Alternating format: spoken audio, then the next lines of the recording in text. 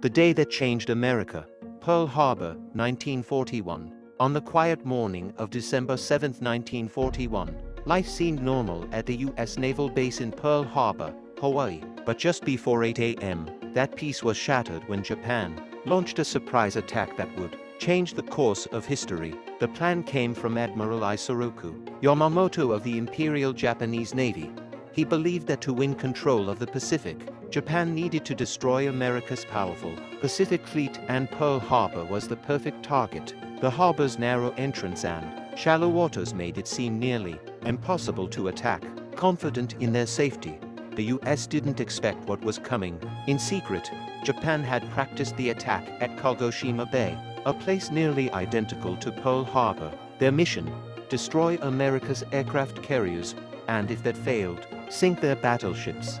At dawn, Japanese carriers approached from the north of Oahu, slipping through a radar dead zone where mountains blocked detection. Near US patrol planes were in the sky that Sunday, the perfect timing. Then, the first wave of bombs fell. The USS Arizona was struck and exploded, sinking in less than 9 minutes and killing over 1,100 men. The USS Oklahoma was hit by torpedoes, capsizing with more than 400 men trapped inside. Bombs rained down on drydocs, airfields, and ships. A second wave followed. 78 Japanese dive bombers struck again, targeting what was left. A third wave had been planned, but Admiral Nagamo called it off, fearing the missing U.S. aircraft carriers might retaliate. In just 2 hours, the attack was over. Out of 92 ships, 19 were sunk, and 2,388 Americans were killed. With over 1,000 wounded, Japan lost only 29 planes. The aftermath was immediate. Hawaii was placed under martial law. Citizens built bomb shelters and practiced air raid drills. Meanwhile, fear and paranoia spread.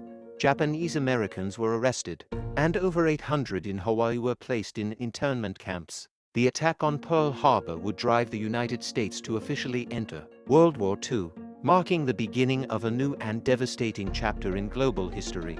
2 decades later, in 1962, the USS Arizona Memorial was built above the sunken ship, honoring the men who died that day. Today, over 1 million visitors each year come to remember the day that woke a nation.